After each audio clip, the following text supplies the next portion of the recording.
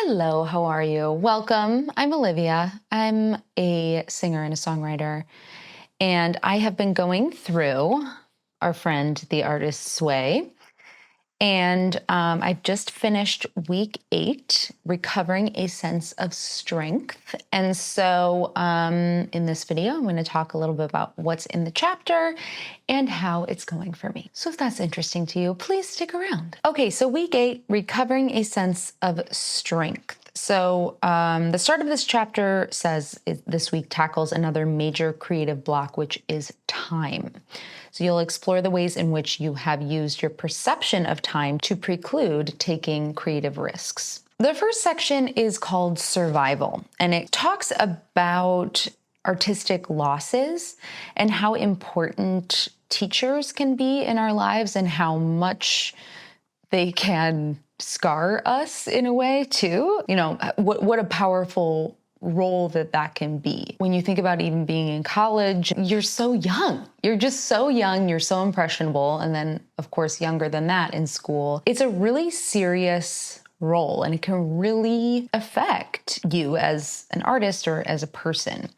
And I think that when you have these relationships with a trusted teacher, they can be sort of parental in many ways and can uplift you or hurt you in those same ways that a parent might be able to. So then she starts to talk about academics. And this is an interesting topic for me in the arts because I have struggled in a way. You know, I went to music school, and so many wonderful things came out of that for me. I really loved it. I had so many lovely friends and had a lot of fun, learned a lot, had great professors. But I think also you're living in this bubble, partly with music school and art school generally. I've had this thought of like, okay, we're just putting kids through music school in order to then be the teachers in that same music school, and then they teach the next, just in terms of like academia and stuff. And academia is so important, obviously, but there can be, she says in the book, academics can be creatively frustrated and distanced from creativity by that intellectual discourse. And I think that is true to a certain extent for some people. It's not black and white. But I think also this section was kind of talking about like what students need is like encouragement. And sometimes in the academic setting, like if you're a creative person who is sort of like, well, I'm just teaching and I'm not, getting to do the things that I actually want to do or whatever, like that can really affect the students because whatever your attitude is can like mess with the students. So anyway, as someone who is, I just started a job in academia actually. And so a part-time teaching gig. And so this was really great for me to hear and really great for me to remember how important it is to stay open and curious and be encouraging. I think that's really important. So even when you're a teacher, even when you have some level of success or whatever, just acknowledging the wounds that you have or working through your own stuff can really help you in the way that you guide other people and your students. So I think that that's something I really want to keep in my back pocket, that like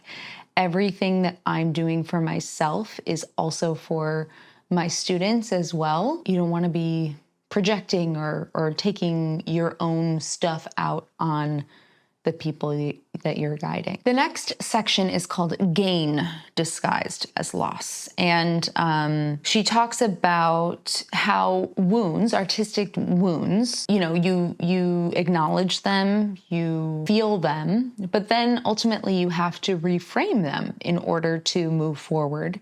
And rather than saying, this defines me or this is the truth, you have to think, okay, how can this loss serve me? And like, how can I move forward?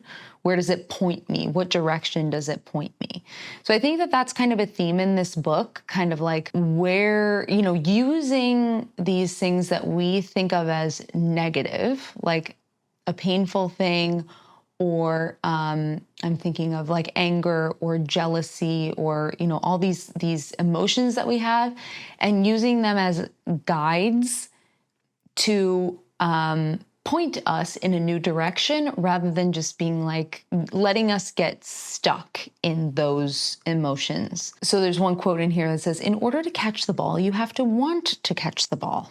So in order to continue moving forward, you have to want to continue moving forward. So you have to say, okay, that's what it is, but I'm not going to let it, totally derail me. She says, when you run into a roadblock, keep going, find another path, or find another project. She also says, when faced with a loss, immediately take one small action to support your artist. So buy yourself tulips, or buy yourself a sketch pad, or do something nice for yourself. And I think that that's, kind of going back to another theme of taking care of your artist, not beating yourself into submission. Like, what's wrong with you?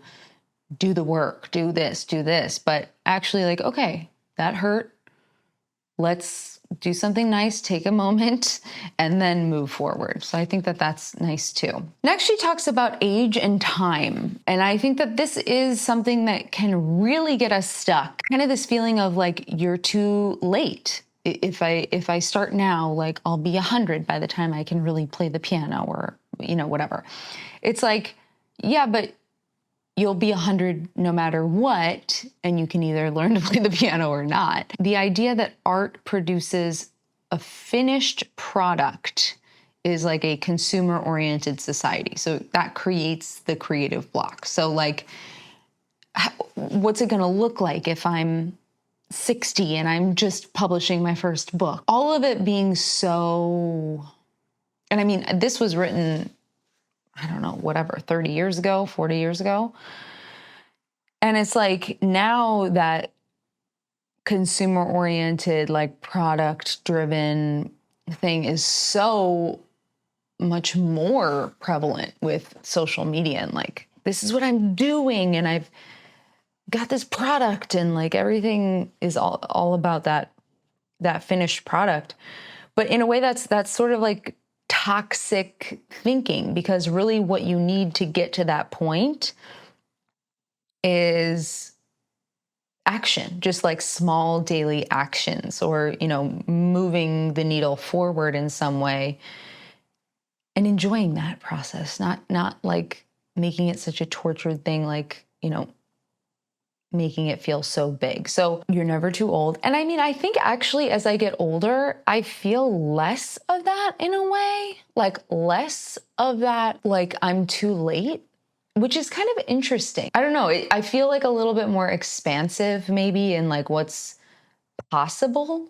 I think in my 20s, I was just like anxiously like grasping at something and seeing some success for other people, and like not feeling, I'm not really sure, but I do feel like as I get older that I'm feeling that less, which is interesting. Then she goes into this whole thing about filling, what she calls filling the form. So taking small steps towards your goal, rather than thinking like, I need to have this book written tomorrow or else it's no good. I'm no good. And I'm definitely guilty of this kind of thinking of like, I always have like 16 different things that I'm like, you should have already done that. Like, it's time for you to do that. Like, why haven't you done this big project? But you have to break it down into small increments, and you have to just make things routine. There's always one small action that you can take toward that goal. And she says blocked creatives like to think that they're looking at changing their whole life in one fell swoop. This grandiosity often is its own undoing. So by setting the jumps too high, the recovering artist sets defeat in motion. And I totally relate to that. One thing that I really starred was that she said most blocked creatives have an active addiction to anxiety. As the kids might say on the internet, I feel attacked. I feel attacked by that because I do think that like I'm constantly in this state of anxiety about things. She says creative life is grounded in many small steps. and very few large leaps. And we have to do something in order to feel better. We can't just like obsess and think our way into whatever we want to do. Like you have to just do it. And I think that more and more, I'm starting to understand that and really, see that it doesn't have to be 6 hours of writing a day. It can be 10 minutes. It could be 20 minutes. It could be 30 minutes a few times a week. And that's still moving the needle forward. It's all, again, like listening, hearing that anxiety and using that as a map, using that as a guide to, okay, this anxiety is telling me something. What is it telling me? In the tasks, she asks you to kind of work on breaking down a big goal, something that you're interested in doing, which I think was a really good exercise and actually really helped me this week in isolating some of the things that I want to really focus on and keeping them small in terms of my work stuff. I feel like I always have kind of a big picture idea, but the nitty gritty like sort of bogs me down, and then I'm like thinking about the nitty gritty too much. And so I think this week I was able to sort of say like, okay, here's the overarching picture of what I want to work on in my business. Here are some action steps that I can take that aren't too big. And so that was feeling really good to me to just think business-wise and breaking things down. So I think that thing in the tasks really helped me. This week I did my morning pages every day. Great. I am feeling a little resistance to them, a little bit. I did go on an artist date. I went to a place called Max's Opera Cafe in San Francisco.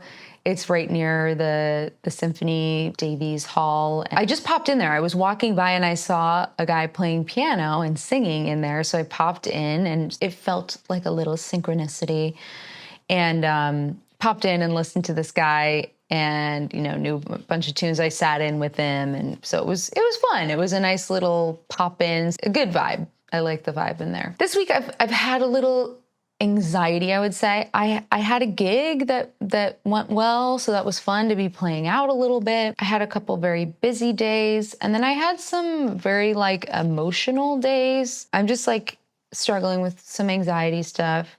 But I would say, overall it was a good week. And I think yesterday I really kind of zeroed in on some of the business stuff that I'm wanting to work toward. So that felt really good to me. And I really want to stay focused on that stuff. So overall, pretty good. So that's the week. Week 8, recovering a sense of strength. Okay. Look at how strong I am. I'm so strong, so capable, so creative. Let me know if any of this resonated with you. If you're doing the artist's way, I'd love to hear from you. Thank you very, very much for hanging out, and I'll see you in the next video.